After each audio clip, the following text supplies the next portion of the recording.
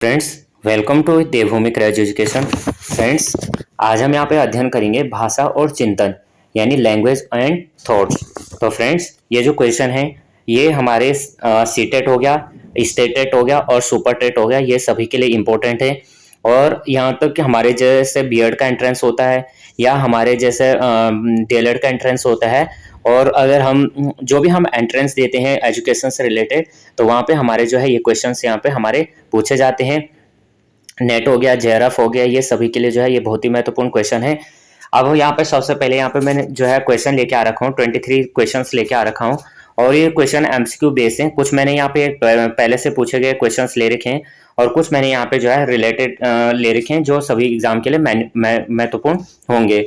Friends, अगर आपने यहाँ पे जो है वीडियो को लाइक शेयर और सब्सक्राइब नहीं किया तो प्लीज वीडियो को लाइक शेयर और सब्सक्राइब कर देना।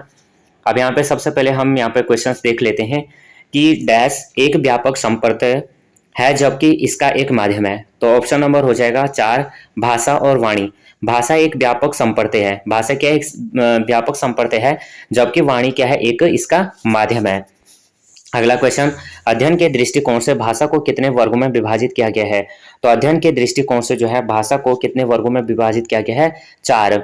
अगला क्वेश्चन देख लेते हैं। अब कौन कौन से वर्ण हैं थोड़ा हम देख लेते हैं। तो सबसे पहले हो जाएगा लिखना, पढ़ना, सुनना और बोलना। तो ये 4 भागों में विभाजित किया गया है। ध्वनि की वह सबसे छोटी इकाई कौन सी है जिनका स्वयं में कोई विशेष अर्थ नहीं होता, किंतु उसमें उसमें जो है किसी शब्द को लगाने से उसका अर्थ परिवर्तन हो जाता है। तो क्वेश्चन नंबर 3 का राइट आंसर है ऑप्शन नंबर 2, स्वर्णिम। नेक्स्ट क्वेश्चन है, वाक्य की सार्थक लघुत्तम इकाई है जिसमें एक या अधिक ध्वनियों का प्रयोग हुआ हो कहलाता है। तो वाक्य की सार्थक लघुत्तम इकाई जिसमें एक या अधिकतम ध्वनियों का प्रयोग हुआ हो वह क्या कहलाता है। तो राइट आंसर है ऑप्शन नंबर 1, रूपिम। अगला क्वेश्चन, यदि किसी बालक द्वारा अभिव्यक्ति के लिए प्रयुक्त भाषा वाक्य संरचना की दृष्टि से तो सही है किंतु अर्थ की दृष्टि से गलत है, तो इसे सुधारने के लिए आप क्या करेंगे। तो यहाँ पे जो है 5 का राइट आंसर हमें बताना है कि उसे उन वाक्यों से संबंधित व्याकरण के बारे में बताएंगे या उसे स्वयं उन वाक्यों को सही से बोलकर बताएंगे या उसे सही वाक्य संरचना के बारे में उसके साथी से ज्ञात करने के लिए कहेंगे या उसकी शिकायत कर उसके अभिभावक से करेंगे और उसके अभिभावक को यह सलाह देंगे कि अपने बच्चे को सही से बोलना सिखाए। तो ये तो बात ही नहीं हुई, ये तो कोई भी यहाँ पे रिलेटेड नहीं कर रहा है। उसके बाद आ जाते हैं हम यहाँ पे कि उसे सही वाक्य संरचना के बारे में उसके साथी से ज्ञात है। तो कोई वो नहीं हुआ कि हाँ भाई तो अपने साथी से बात कर और उससे जो है उन वाक्यों से संबंधित व्याकरण के बारे में बताएंगे, नहीं ये भी नहीं होगा। उसे स्वयं उन वाक्यों को सही बोलकर जो है उसे बताना पड़ेगा, तभी जाके बच्चा सीखेगा। अगला क्वेश्चन, उसकी शिकायत दौड़ते हुए स्कूल जा रहा था राम का भाई, वाक्य है। तो दौड़ते हुए स्कूल जा रहा था, कौन जा रहा था, राम का भाई। तो क्या वाक्य है ये। तो इसको हम देखेंगे जो क्वेश्चन नंबर 6 है। तो वाक्य विन्यास की दृष्टि से सही है लेकिन अर्थ विज्ञान की दृष्टि से गलत है। अब ये कह रहा है कि अर्थ जो है विज्ञान की दृष्टि से सही है लेकिन वाक्य विनाश की दृष्टि से क्या है, गलत है। अब यहाँ पे क्या आना था, राम का भाई राम का भाई स्कूल जा रहा था, तो राम का भाई स्कूल दौड़ते हुए जा रहा था, तो ये सही बन जाता। लेकिन यहाँ पे क्या हुआ कि दौड़ते हुए स्कूल जा रहा था, तो कहीं से इसका जो है अर्थ तो निकल रहा, अर्थ तो कहीं से अगर हम कहीं से भी निकालेंगे हम अपने हिसाब से निकालेंगे, लेकिन अगर हम वाक्य को बनाएंगे तो वाक्य क्या है, पूरा यहाँ पे गलत दिया गया है। तो ऑप्शन नंबर यहाँ पे जो होगा 2 हो जाएगा। अगला क्वेश्चन है, निम्नलिखित में से कौन सा कारक भाषा विकास को प्रभावित करता है। तो कौन सा कारक ऐसा है कि जो भाषा विकास को प्रभावित करेगा। तो स्वास्थ्य करेगा या परिवार का आकार करेगा या लिंगीय भिन्नता करेगा या परिपक्वता करेगा। तो क्वेश्चन नंबर 7 का हमें बताना है। तो क्वेश्चन नंबर 7 के यहाँ पे ऑप्शन भी दिए हैं ABCD। यहाँ पे जो है स्वास्थ्य भी करेगा, कारक जो है विकास को प्रभावित करता है, भाषा विकास को स्वास्थ्य भी करेगा, परिवार का आकार भी करेगा, लिंगीय भिन्नता भी करेगी और परिपक्वता भी करेगी। यदि आपकी कक्षा में एक छात्र दोषयुक्त है तो आप किसी सामान्य छात्र की तुलना में उसमें क्या पाएंगे। तो उसमें क्या पाएंगे, क्वेश्चन नंबर 8 का हमें यहाँ पे बताना है। तो उस छात्र को का अपने स्वर यंत्रों पर नियंत्रण नहीं है। अगला क्वेश्चन, चिंतन के संदर्भ में निम्नलिखित कथनों पर विचार कीजिए। तो क्वेश्चन नंबर 9 का हमें बताना है। तो यहाँ पे राइट आंसर है, चिंतन का संबंध वास्तविक से होता है, तो सही है। चिंतन तर्क प्रधान होता है, ये भी सही है। और चिंतन के लिए किसी समस्या का होना आवश्यक नहीं है। तो चिंतन के लिए जो है कोई भी समस्या का होना आवश्यक नहीं, ये भी सही है। तो ऑप्शन हमारा ऑप्शन नंबर 4 हो जाएगा राइट आंसर। अगला क्वेश्चन, किसी बच्चे में चिंतन का प्रमुख कारण क्या है? तो चिंतन का प्रमुख कारण क्या है? क्वेश्चन नंबर 10 का हमें बताना है। तो क्या कारण हो सकता है? समस्या का समाधान, निर्णय लेने की क्षमता, वातावरण के प्रति चैतन्य समायोजन करने हेतु। तो ऑप्शन नंबर हो जाएगा ऑप्शन नंबर 4 ABC तीनों। अगला क्वेश्चन, यदि पृथ्वी पर वर्षा होना सदा के लिए रुक जाए तो इसका परिणाम क्या होगा? इस प्रकार के प्रश्नों के उत्तर के लिए डैश की आवश्यकता पड़ती है। तो अगर ये कह रहा है कि वर्षा अगर हमेशा के लिए रुक जाए तो इसका परिणाम क्या होगा, तो इस प्रकार के प्रश्नों के उत्तर के लिए हमें किस तरह की जो है यहाँ पे आवश्यकता पड़ेगी? अभिसारी चिंतन की पड़ेगी, या समस्या समाधान की पड़ेगी, या सृजनात्मक चिंतन की पड़ेगी, या सामान्य चिंतन की पड़ेगी? तो हमें किसकी पड़ेगी? सृजनात्मक चिंतन की आवश्यकता यहाँ पे पड़ेगी। ऑप्शन नंबर 3, यदि किसी व्यक्ति के पास 5 आम हैं और इसमें से वह 2 आम अपने एक मित्र को तथा 1 आम अपनी पत्नी को देता है, तो उसके पास कितने आम शेष बचेंगे? यानी पहले क्या थे, एक किसी जो कोई आदमी था और उसके पास क्या थे, 5 आम थे। उसमें से क्या किया उसने कि वह जो जो करता है 2 आम अपने दोस्त को दे देता है। 5 आम कुल थे, 2 उसने अपने दोस्त को दे दिए, रह गए 3 आम। तथा 1 आम अपनी पत्नी को देता है। अब क्या करता है, 1 आम अपनी पत्नी को दे देता है, तो उसके पास क्या है, उसके पास अब कितने आम शेष बचेंगे? तो इस प्रकार के प्रश्नों के उत्तर के लिए जिस प्रकार की चिंतन की आवश्यकता होती है उसे क्या कहा जाता है? तो यानी यहाँ पे हमें बताने हैं, तो इस तरह के अगर जहाँ पे हम क्वेश्चन देखते हैं, जहाँ पे हम वर्ड प्रॉब्लम्स टाइप के हमें क्वेश्चन दिए जाते हैं कि इसने इतनी चीज ली या उस चीज में कोई भी घटाव बढ़ा करना है, तो इसमें किस तरह का हम यहाँ पे चिंतन करेंगे, तो हमें किस तरह का यहाँ पे चिंतन करना पड़ेगा? क्वेश्चन नंबर 12 का, तो अभिसारी चिंतन जो है यहाँ पे आवश्यकता पड़ेगी। अगला क्वेश्चन है, निम्नलिखित में से कौन सी समस्या जो है समाधान की वैज्ञानिक पद्धति का पहला चरण है? तो कौन सी समस्या का समाधान वैज्ञानिक पद्धति है जो समस्या समाधान का पहला चरण है?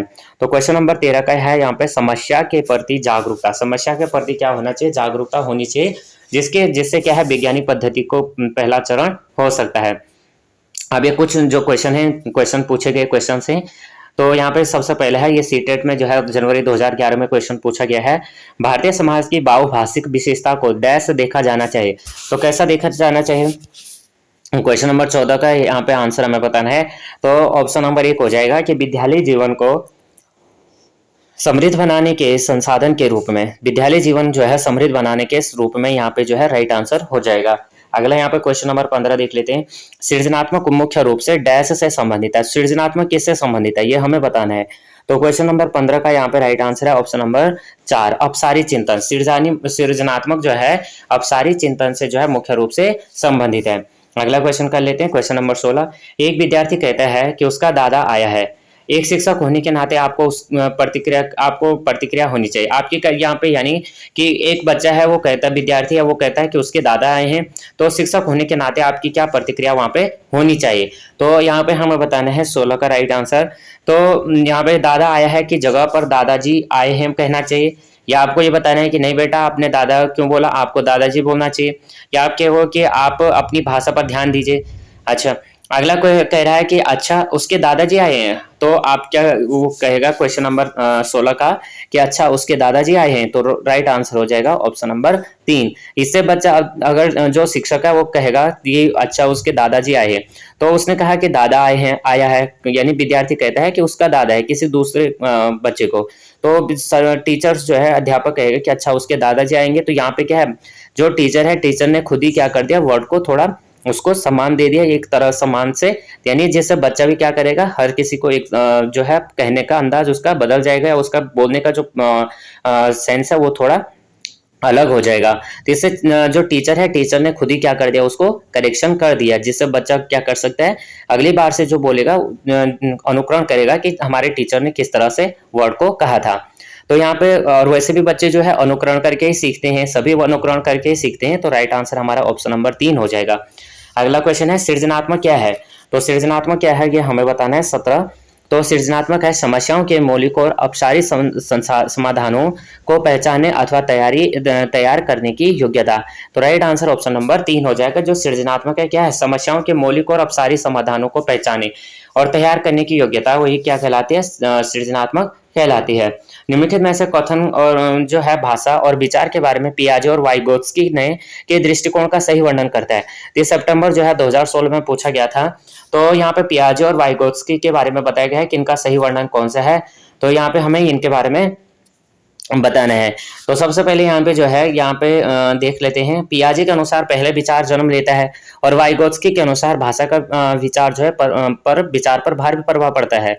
और वाइगोत्स्की के अनुसार पहले विचार जन्म लेता है और पियाजे के अनुसार भाषा का विचार पर प्रभाव पड़ता है। दोनों मानते हैं कि बच्चे की भाषा से विचार जन्म लेते हैं और दोनों भी ये कहते हैं कि भाषा को जो है बच्चे के विचारों से जन्म लेते हुए मानते हैं। तो यहाँ पे हमें बताना है कि कौन यहाँ पे राइट आंसर हो सकता है। तो ऑप्शन नंबर 4 हो जाएगा कि जो दोनों हैं भाषा को बच्चे के विचारों से जन्म लेते हुए मानते हैं। तो जो दोनों क्या करते हैं कि जो बच्चे हैं वो विचारों से ही भाषा को बच्चे के विचारों से जन्म लिए हुए मानते हैं। अगला है क्वेश्चन नंबर 19। क्वेश्चन नंबर 19 का हमें बताना है हमारी विचार प्रतिक्रिया पर भाषा क्या है कि हमारी विचार प्रक्रिया को पूरी तरह से नियंत्रित करती है, क्या हमारी विचार प्रक्रिया को प्रभावित करती है, या विचार प्रक्रिया का निर्धारण नहीं कर सकती, विचार प्रक्रिया को प्रभावित नहीं करती है। तो क्वेश्चन नंबर 19 का है कि जो भाषा है वो हमारी विचार प्रक्रिया को प्रभावित करती है। अगला देख लेते हैं। महीनों की आयु के बीच अधिकांश बच्चे शब्दों को मिलाकर छोटे छोटे वाक्यों को बोलना शुरू कर देते हैं। यानी जो किन महीनों की जो आयु के बच्चे जो है अधिकांश जो होते हैं वो छोटे शब्दों को जो है मिलाकर छोटे छोटे वाक्य बोलना शुरू कर देते हैं। तो ये हमें बताना है।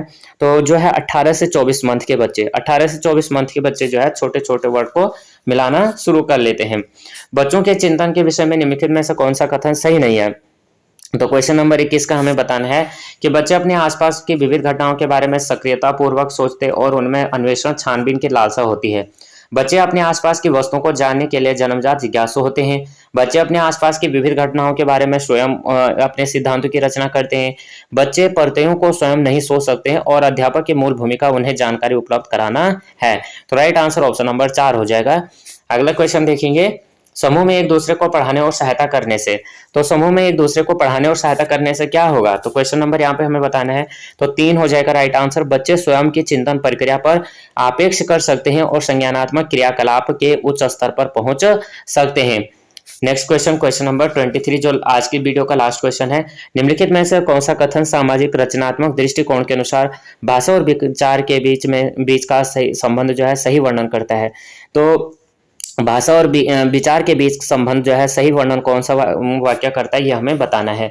तो सबसे पहले भाषा और विचार के बीच जो है संबंध दिशात्मक है और विचार जो है भाषा और द्वारा शासित और निर्देशित होता है। भाषा और विचार स्वतंत्र संज्ञानात्मक क्षमताएं हैं और भाषा विचार निर्धारित करती हैं। तो क्वेश्चन नंबर 4 जो 23 है इसका राइट आंसर है कि जो विचार है वो भाषा द्वारा शासित और निर्देशित होता है। तो राइट आंसर ऑप्शन नंबर 2। तो फ्रेंड्स आपने ये क्वेश्चंस आप एक बार देख लीजिएगा, आपको इनमें से कितने क्वेश्चंस जो है आते हैं। तो आप बता सकते हैं, कमेंट में बता सकते हैं कि आपने जो है आपके कितने क्वेश्चंस जो है आपको आ रहे थे या आपके कितने क्वेश्चन यहाँ पे राइट हो रहे थे।